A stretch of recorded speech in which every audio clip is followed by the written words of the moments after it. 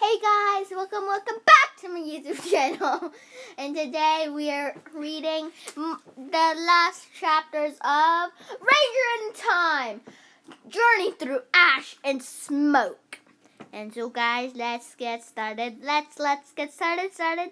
Don't forget to subscribe and post notifications and like and comment. Duh. And let's get started with chapter 14. Dangerous crossing. Dun.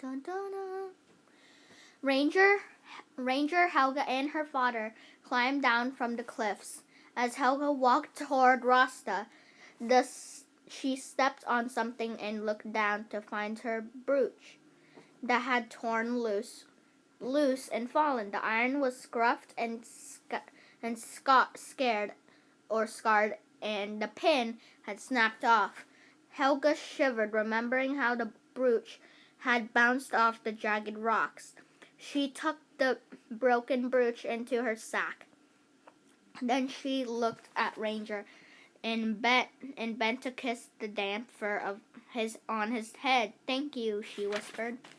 Helga and her father mounted their horses and rode away from the crowds toward home. Helga carried Funi in the sling at her side again.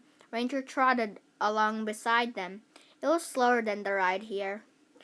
Rain still poured from the gray sky and puddled between rocks along the path.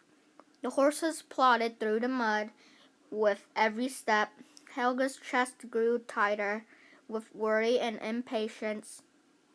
Even with the long days of the sunlight, they'd never make it home before night fell. She was thankful for the warmth of the fox pup. Father hadn't said a word when she'd scooped Funi up as she climbed back onto Rasta. She wasn't sure if he hadn't noticed or was worried about her mother took care. As they traveled south and east, the sky darkened at first. Helga was puzzled that night was falling so early. Then he realized rocky water on the way to Thingvellir. Now the river was running higher and faster. She had to shout over the water to ask her father, "Is it safe to go on?" Ranger sniffed along the bank. This wasn't where he and Helga had crossed before. The current was faster here, and Ranger couldn't tell how deep the water might be. He whimpered and pawed at the rocks. Father hesitated too. He sat up taller on his horse and looked to the far bank. Helga knew he was thinking of Mother when he nodded briskly. "It's the only way back," he said, and started to urge his horse into the racing current. Ranger barked until Father stopped in the shallow water and looked back. Ranger raced along the bank of the river until he picked up Rasta's scent from before. It was faint and clouded by the rain and ash, but Ranger followed the scent trail down the river until he found the spot where they crossed. He barked again. "Father, wait!" Helga cried. She guided Rasta over the rocks and looked at the river, where Ranger had stopped. "It looks safer here, not as fast or deep." Father backed his horse out of the water and followed Helga to the new spot downstream. The river was still treacherous, but they made their way across. Ranger waited until they were safe on the far bank. He pawed at the sooty mud. This river, with its frothy current, made his neck prickle, but the Ranger knew he had to cross. He jumped from the bank, and the water swept him before his paws even touched the rocky bottom. Ranger heard Helga shout something over the river's gushing water. He paddled as hard as he could, trying to hold his chin over the rushing water. Finally, his paws found rocks and mud. Ranger braced himself against the current and pushed to the far bank. He climbed out onto the slippery rocks and shook himself. Helga was way upstream, but she'd waited for him. Ranger made his way to her, and together they caught up with her father. The hills were scared with landslides from the heavy rains. They rode through deeper and deeper ash as they approached the valley. "It's just over this ridge," father said. His voice was hopeful, but the worry lines around his eyes made Helga's heart race. Mud and ash had already covered so much of the land. Would they arrive only to find the longhouse buried?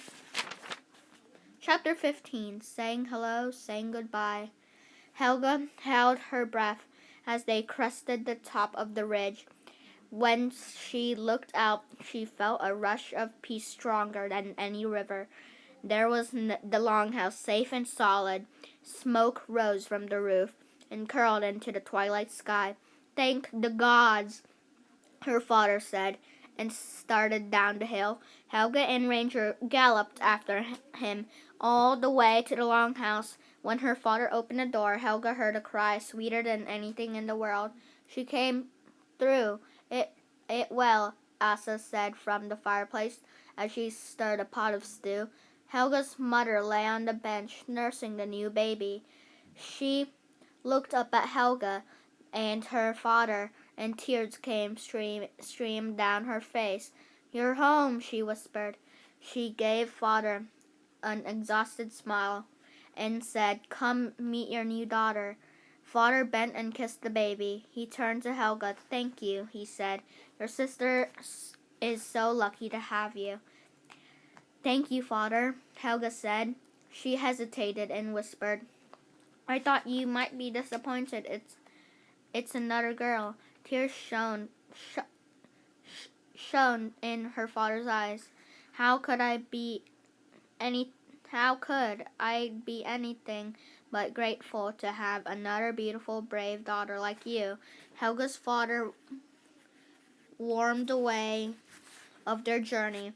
She put Funi down, still wrapped in his sling, and knelt beside her mother's bench. When she reached out to touch her sister's hand, the babies wrapped her tiny fingers around Helga's. "She's strong," Helga said, and smiled. "She'll be good at climbing rocks with me someday." Ranger stepped up beside Helga and sniffed the baby's head. Babies always smelled so good and new.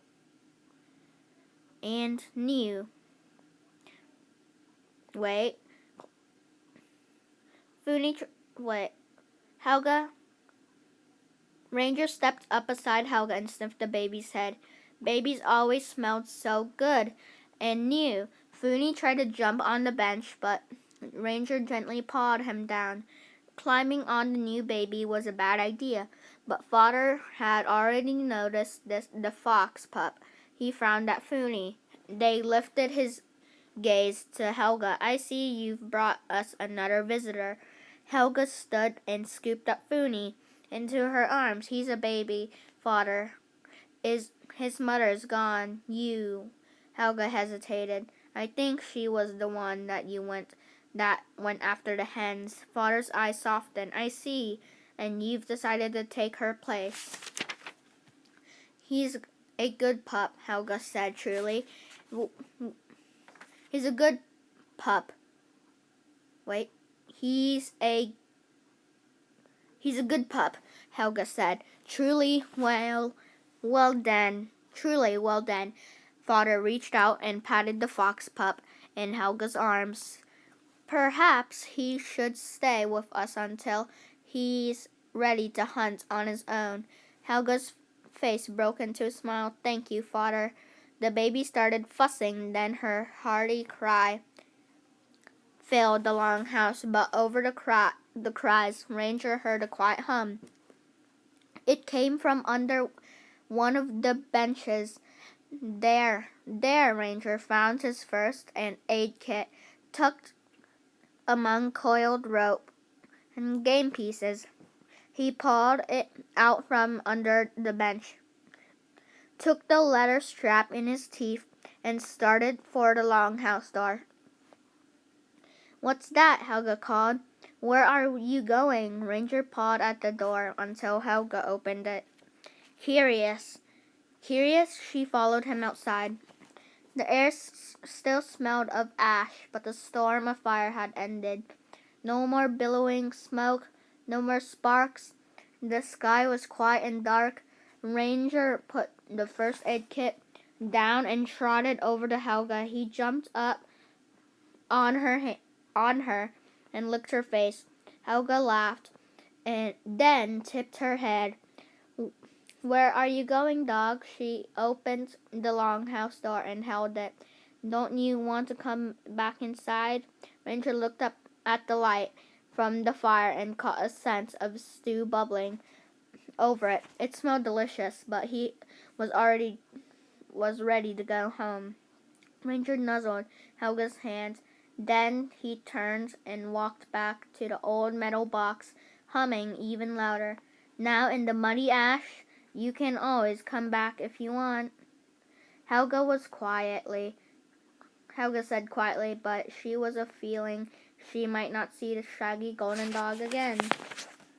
Wait! She ran inside and reached into her sack to find her brooch with the broken pin, the one she'd lost on the cliffs, and found again. She ran to Ranger, knelt and hugged him. Here, she said, and tucked the metal brooch carefully under his collar.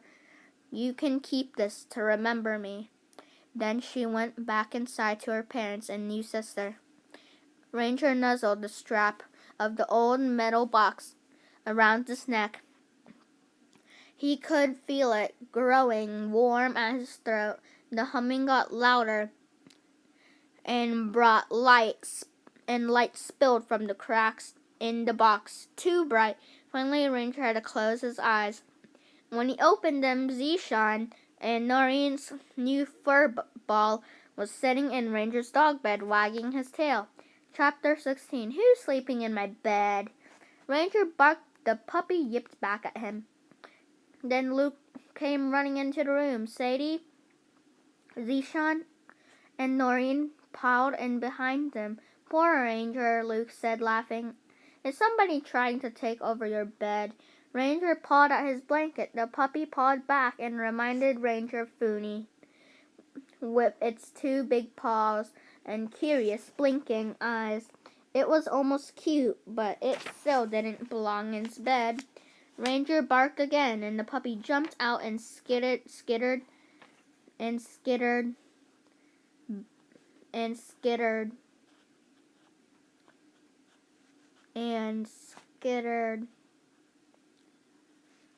but it still didn't belong in its bed. Ranger barked again, and the puppy jumped out and skittered back to Noreen. Noreen, your bath is ready upstairs. Ranger, we need to get you cleaned up before. Hey, what's that? Luke knelt down next to Ranger. He eased a metal brooch from under Ranger's collar and held it up to the light. What is this? Sadie asked. Some fancy old metal thing, Luke said. Maybe he dug it up from in Mom's garden. Luke patted Ranger's muddy fur. Ranger took the brooch in his teeth and dropped it onto his dog bed, and he lowered his head until the first aid kit strap slid off. He pawed at his blanket until it covered them both. Ranger sat down and breathed in the scent of the mudroom. He could smell Luke and Sadie's soccer shoes, wet raincoats, and visiting puppy, and from the kitchen, sweet, spicy spaghetti sauce bubbling on the stove. Get that dog cleaned up before we sit down for supper, Mom called. Let's go, Ranger. Luke gave Ranger a scratch behind the ear, and they raced up the back stairs. The steamy bathtub air reminded Ranger of the hot pool in the rocks, where he'd splashed with Helga. He'd done his work. She was home now with her parents and her new baby sister. And Ranger was home too. Come on, boy, let's get this over with. Luke patted the tub with his hands. Ranger put his front paws up to the slippery edge, and Luke lifted him in. He poured warm water over Ranger's fur with a plastic cup. Suds him up. He poured warm water over Ranger's fur with a plastic cup, suds him with dog shampoo, and poured water over him again to rinse it off. Ranger shook himself and splashed some more water on Luke. Luke laughed and gave Ranger a good scratch behind his ears. Ranger leaned into Luke's arms, Luke's warm, soapy hand.